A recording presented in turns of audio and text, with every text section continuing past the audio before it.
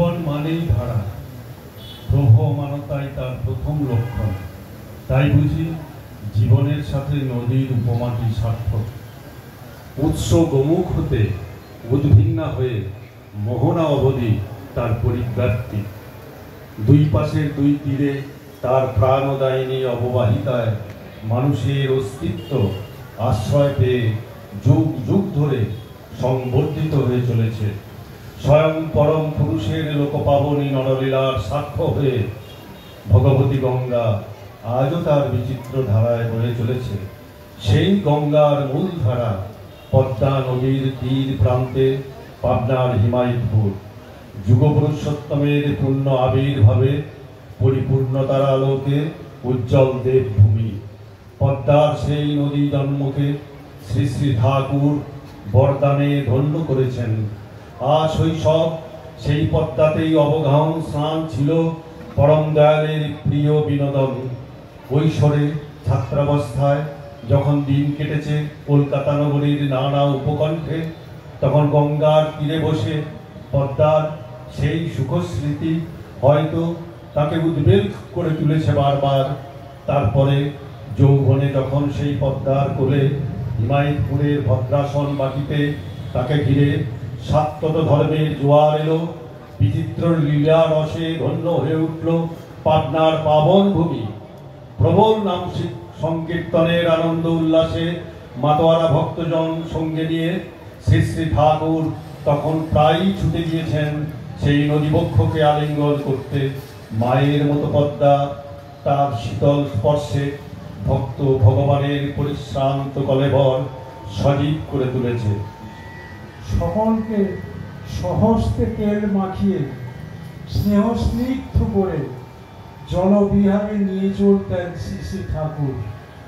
প্রিয় পরমের সেই স্নান সমাগম দর্শন করতে পল্লীবাসী বৃন্দ অপার আগ্রহ ও উৎসাহ ভরে পদ্মার ঘাটে এসে সমবেত হতেন।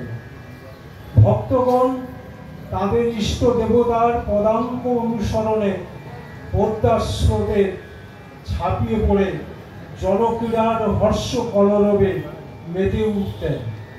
কেউ লাফিয়ে উঠে কারো গলা জড়িয়ে ধরছেন, কেউ বা ডুব সাঁতারে অদৃশ্য হয়ে জড়িয়ে ধরছেন কারো পা।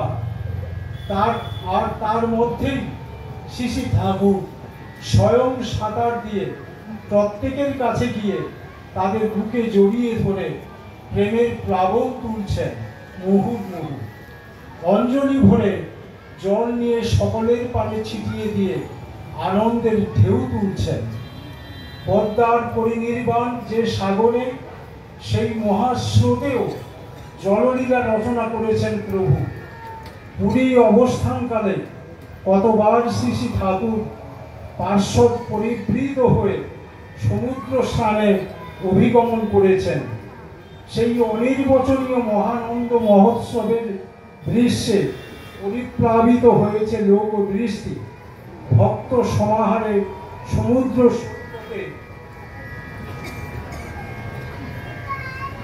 উপনীত হয়ে উদ্দণ্ড কীর্তনে তিনি মুখরিত করেছেন। বিচিত্র জলকেলিতে পবিত্র করে তুলেছেন নীলাচল। মানিকতলাবাসী শরৎচন্দ্র দে ছিলেন ঠাকুর হরনাথের শিষ্য। বরাহনগরের গঙ্গার ধারে তার এক প্রকাণ্ড বাগান বাড়ি ছিল।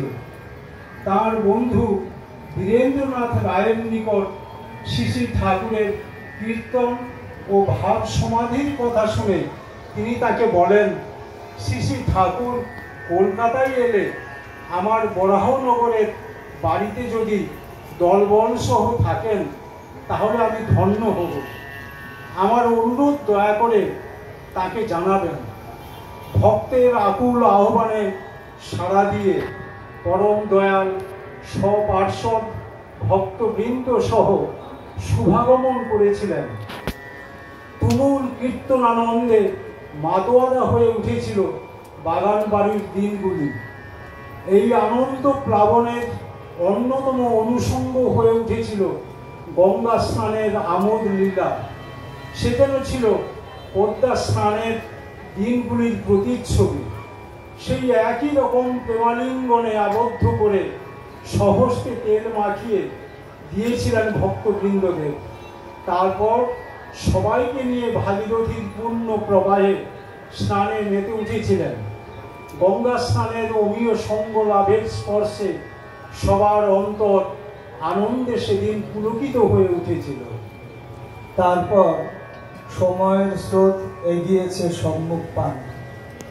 পদ্মার জলোচ্ছল উর্মিমালা অশ্রুপ্রপাতে পরিণত হয়েছে।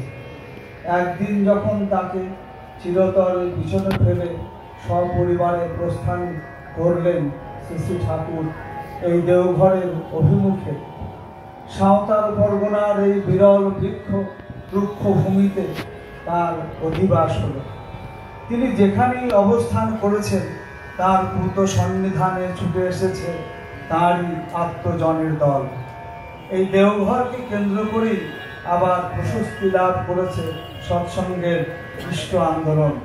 তারই জ্যেষ্ঠাত্মজ পরম পূজ্যপাদ শ্রী শ্রী বরদার অতুলনীয় পরিচালনায় এরই মধ্যে একে একে পার হয়ে গেছে দীর্ঘ 20টা বছর। এখানে বৈশাখের শেষ থেকেই বিরাগের ক্রমবর্ধমান কঠোরতা প্রকৃতিকে করে তোলে জর্জরিত। মানুষের শ্রান্তিকে চরম সীমায় ঠেলে দিয়ে তার সুস্থিকে বিধ্বস্ত করে তোলে প্রখর তাপ প্রবাহ। যদিও বা ততদিনে শ্রী শ্রী বরদার অক্লান্ত প্রয়াসে দেওঘরের মাটির শৈল কাঠিন্য ভেদ করে ঘনিয়ে উঠেছে সবুজের শ্যামল সুষমা, তবুও এই দাবদাহের দিনগুলিতে আশ্রমের প্রাণগুলি যেন তাদের প্রাণপ্রিয় পরম দয়ালকে পদ্মার মতো কোনো মুক্ত জলরাশিতে অবগাহন করে সুখী সন্তৃপ্ত দেখতে চায় নয়ন ধরে। শ্রী শ্রী ঠাকুর তাই ইচ্ছা প্রকাশ করলেন আশ্রম প্রাঙ্গণে একটি স্নান কুণ্ডের সংরচনা হোক। সেই ইচ্ছা রূপ আদেশকে শিরোধার্য করে শ্রী শ্রী বরদা ঠাকুর বাংলার দক্ষিণ পশ্চিম প্রান্তে নির্ধারিত ভূমিতে আপনার প্রত্যক্ষ তত্ত্বাবধানে শুরু করলেন সেই স্নান কুণ্ডের শুভ নির্মাণ কার্য। জ্যৈষ্ঠের শুরুতেই পুণ্য পুষ্করিণী সেজে উঠল পরম পাবন দয়াল ঠাকুরের শ্রীচরণ পরশের আকুল আগ্রহ। অবশেষে 27শে মে 1966 সালের সেই বহু প্রতীক্ষিত দিনটি উপস্থিত হল।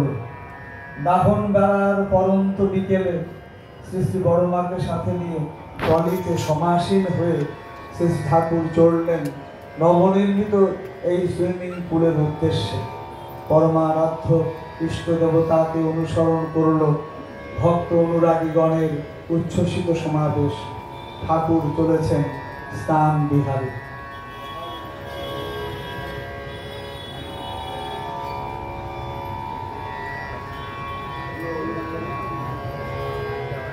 আবার রচিত হলো ইতিহাস, আবার মগ্ন হলো জীবকুল। সে ফিরে আসা আনন্দ মহোৎসবের স্মৃতি জাগরণে ঠাকুর এসেছেন স্নানে।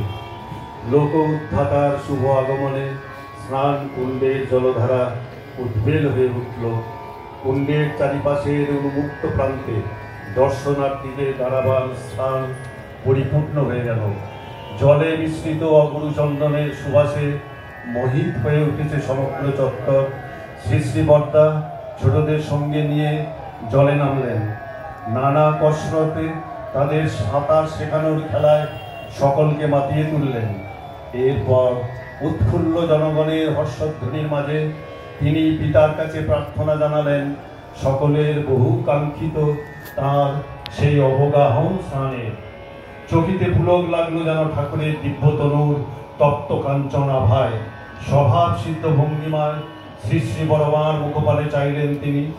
মায়ের মধুর হাসিতে নীরব সম্মতি।